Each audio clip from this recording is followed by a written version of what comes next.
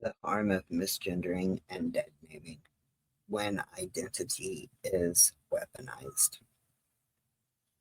Misgendering someone or calling them by their dead name isn't just a mistake. It is a form of psychological violence when done intentionally.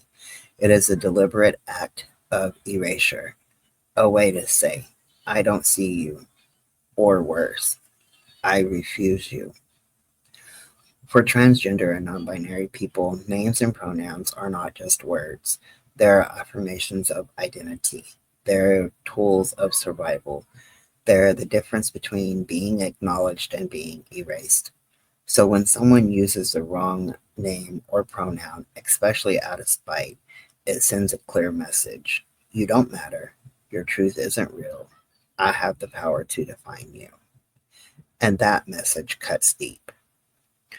The emotional and psychological impact of being misgendered or dead named repeatedly can lead to anxiety and depression, loss of self esteem, emotional exhaustion, a sense of isolation and invisibility, PTSD symptoms, especially if tied to past trauma. It is not just uncomfortable, it is destabilizing. It forces someone to constantly defend their existence, to brace for impact every time they enter a room or hear their name spoken. When it's done intentionally, it can trigger severely. When someone misgenders or dead names another person on purpose, it becomes a form of control. It is about power. It is about humiliation. It is about forcing someone back into a version of themselves that they have fought hard to leave. This is especially cruel when it happens in families, schools, or courtrooms, places where safety should be guaranteed. And when children are forced to participate in this harm, the damage multiplies. Forcing children to misgender or dead name. When adults make children call someone by the wrong name or the pronoun, it teaches them that disrespect is acceptable if it's legally or socially sanctioned.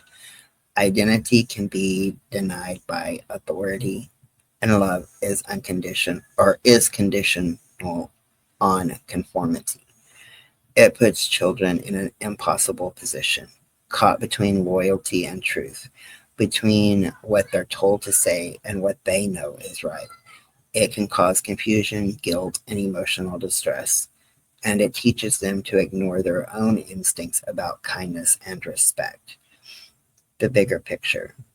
Misgendering and deadnaming aren't just personal attacks, they're part of a larger system of transphobia and control.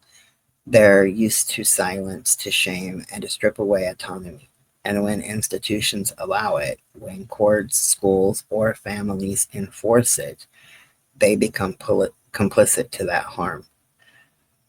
There's a few things that need to change.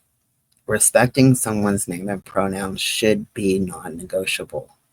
Children should never be forced to participate in any identity based harm. Systems must recognize intentional misgendering and deadnaming as abuse. We must listen to trans and non binary people when they say, this hurts, this matters, this is violence.